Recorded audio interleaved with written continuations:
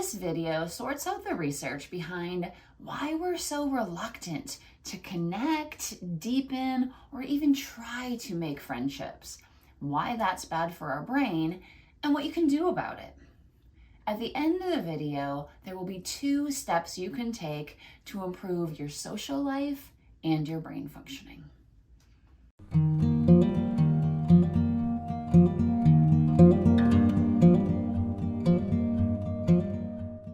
I'm 4 years old with adorable long blonde pigtails, a huge smile, and endless love for the kittens and dogs that seem to come and go kind of freely as they do on a remote Minnesota farm. I'm racing out to train my best friend, an adopted chocolate lab named Clyde, who seems like he will do anything for a few pieces of cold hot dog. I don't have a lot of people friends, despite the fact that I'm the youngest of 8. My siblings range in age up to 16 years older than me, and they're not especially interested in wandering around the family farm as I lead my imaginary horse searching for the best place where I'm going to build that stable someday, or combing through the local newspaper as I look at hay balers that I am someday going to drive to care for this someday real horse. Our closest neighbor is about a mile away, and the 7 miles to the tiny little farm town where there's a handful of kids my age doesn't seem very realistic. I attempt to have a relationship with my closest in age brother, who at that time was a 7-year-old jerk who had no interest in a tiny little robin for his Batman. I had a perfect plan to race into his smelly, dark bedroom right before bath time and say, "Hey, I'll play your stupid video game with you." Whatever it takes to have a brother who wants to be nice and hang out with me for the night. His frown and blink was the perfect rejection. And the only control I had was to yell as loud as I could, "I will not take a bath with you tonight." He doesn't flinch, but he does go tell on me, so I receive the only spanking of my life to make sure that I do take that bath with him. With this infuriating bath, I wasn't especially agreeable with my work-to-the-bone mother who was trying to wash and comb my hair. The ultimate price is an instant bowl haircut. Kindergarten shame is being the overly tall, overly skinny, overly book smart, blonde, bowl cut kid who looks strikingly like a little boy who's lost a few of his front teeth. I want to be friends with the other kids, but my particular package seems to confuse them more than anything else. Early elementary school is a sad and lonely maze. A first grader being ushered into a second grade room with a sea of strangers staring at me. And this is supposed to be a reward for knowing my multiplication and needing more challenge. So as I sit down and promptly cheat on precision math, praying that nobody looks at me, nobody notices, and nobody actually sees that I'm there, and shrinking into my tiny little kid seat, I spend each night with my head buried in my sweet daddy's lap, sobbing uncontrollably, until a few nights later, he finally says, "This is it." He has mom call the school and tell them that they should put me back into my comfortable and familiar first grade solitary confinement. Journal after journal is filled with sadness, loneliness, and confusion as I try to figure out, how do I avoid the mean kids and find anybody that'll like me for me? I think that one of my greatest abilities is doing whatever somebody else wants, so I spend a lot of time being agreeable. Sure, Alexis, your bitchy comment about how much you hate mornings on the volleyball bus is hilarious. And it seems to go pretty well for a while until my 7th grade so-called friends tell me that there isn't any room at the lunch table for me anymore because, you guessed it, I'm too nice. Fast forward. I'm no longer a 4-year-old, but a 40-plus-year-old with a life and a family that includes a 5-year-old mini-me. We're sitting at the most beautiful, idyllic park you could imagine, and my anxieties about her social interaction are so triggered. She's going to face the loneliness and rejection that I did as a kid, and my heart breaks with anticipation of watching this happen. As I nudge her toward this beautiful green grass and the bright mural of happy, laughing children playing together that surrounds the playground, the only thing that stops me from rushing out and being her only friend is my emergency rescue plan, where I'll give her lots of hugs and a Band-Aid of McDonald's for an ice cream cone. I'm so anxious when my sweet, quiet, tall, adorable little angel approaches another girl, Anna, according to her chattering mother nearby, and she starts to do this kind of stalker hovering move, following her around the playground, buzzing, following, kind of like this little fly approach to when do I have a chance to land, when all of a sudden Anna notices her and asks what she's doing. Instead of the flight or fright response that I expected from her, she says some cute little remark about how I'm showing my stuffy around the playground, and Anna laughs. And pretty soon, they're both showing the stuffy around the playground and walking around like happy little walking 5-year-old clams. I am stunned. The love of my life and father of our little angel is sitting by me, and he notices my shocked expression. And he just casually says, "Oh, we've been going to the playground and practicing." He's been scaffolding. How do you say hello? How do you suggest playing a game? How do you make friends? And he's really thrilled that she is demonstrating this new skill that he's helping her learn. But I'm not listening. I'm suddenly 5. And realizing the social boosts that I didn't get. I didn't have play dates. I didn't go to dance lessons or the adorable little dance recitals that little girls go to. I didn't play soccer in the backyard with neighborhood friends. I didn't even go to daycare, because who needs daycare with acres of farm backyard that's safe enough? I have no social skills for wannabe friends and no framework for learning them. That lack of skills not only kept me from making friends, but it changed something about how I saw myself and how I thought I could interact with other people. What I thought I knew at a really deep level was wrong. It wasn't me. It was my mindset. My relational mindset was off, and I had internalized this to make me think that I was the problem.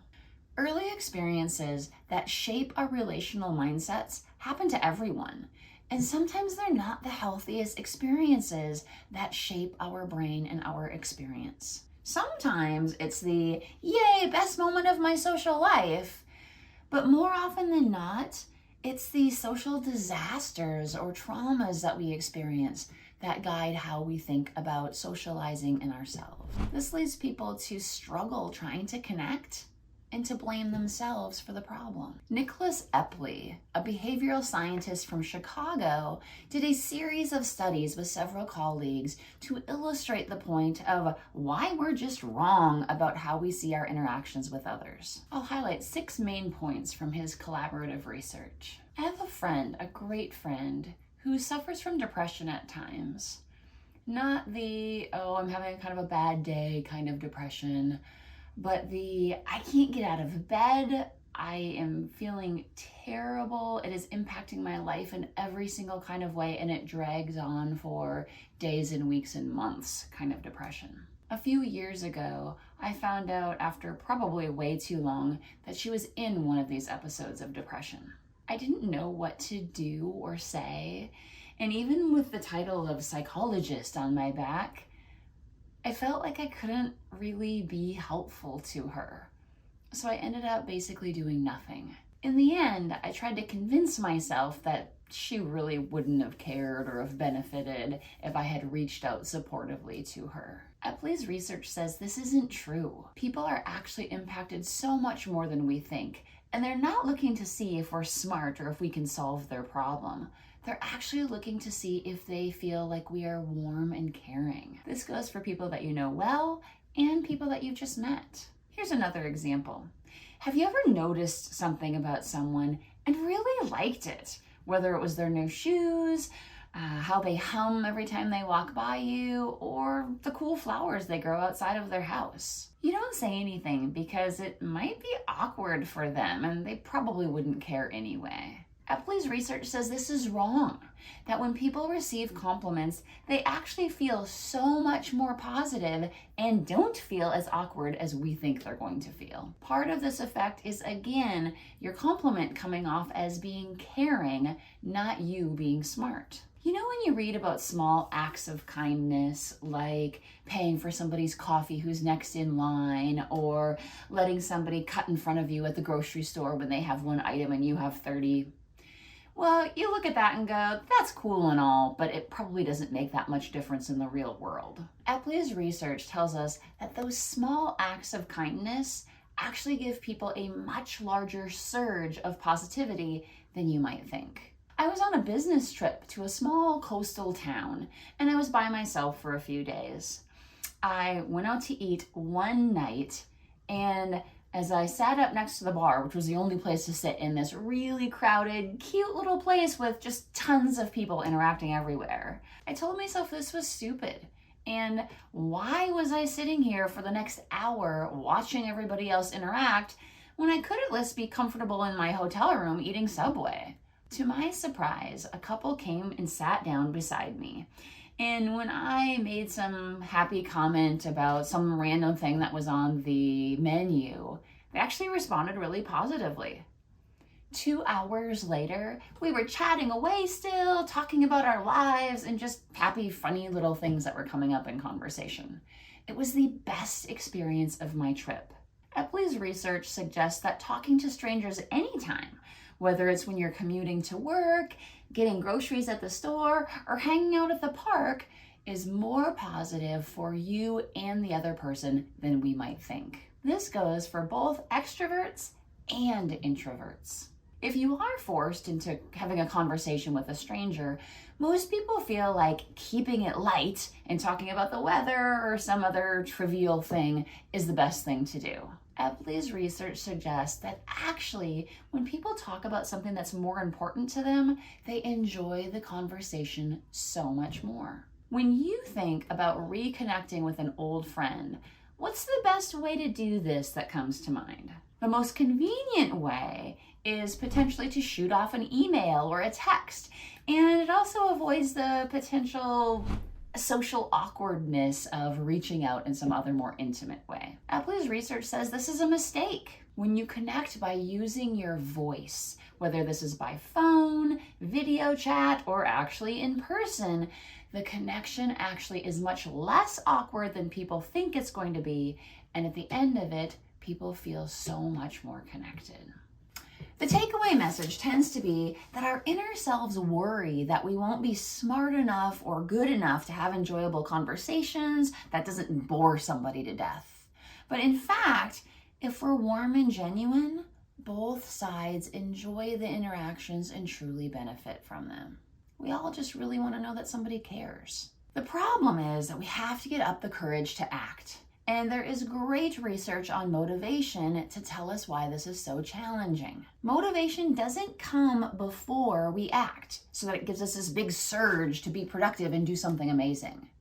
We have to act first, and then as a product of acting, our motivation and our reward increases, which then encourages us to do it again. Science also tells us that when we don't work on our social networks or we're not social, our brains suffer.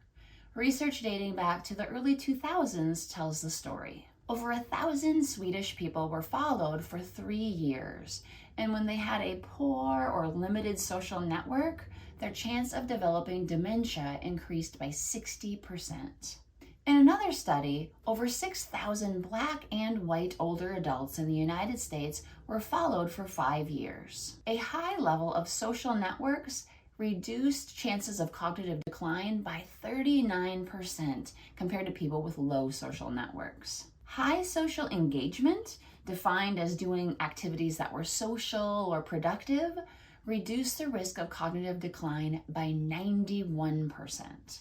These effects were seen regardless of a person's socioeconomic status, cognitive ability, physical ability, depressive symptoms, or even chronic medical conditions.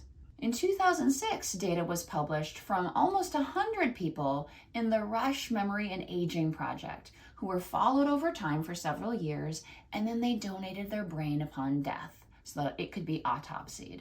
It makes sense that in general, when you looked at a person's brain on autopsy and it looked more diseased, that was related to poor cognitive functioning while they were alive. What is surprising is that when people showed significant disease on autopsy, but they had social support while they were living, they didn't express the cognitive decline. They used the term cognitive resilience, meaning that your brain can have active disease occurring within it, but you don't show or experience the cognitive decline as much. This was demonstrated again in 2021 when a specific kind of social support, supportive listening, was identified as a moderator between disease and cognitive dysfunction. People who had this type of social support didn't act or live as cognitively impaired. Importantly, this wasn't seen for other forms of social support, like giving advice or being loving or affectionate. Overall takeaways from this research. Most of us tend to think that interacting with others won't matter to the other person and won't be enjoyable, often because we think we're not smart enough or not good enough. The reality is that people like when we interact with them, and they really just want to feel like we care. Not having social networks or experiencing positive social interactions is linked to worse cognitive functioning and possibly dementia. Being social, making friends, and feeling connected isn't related to whether or not you're a good enough person.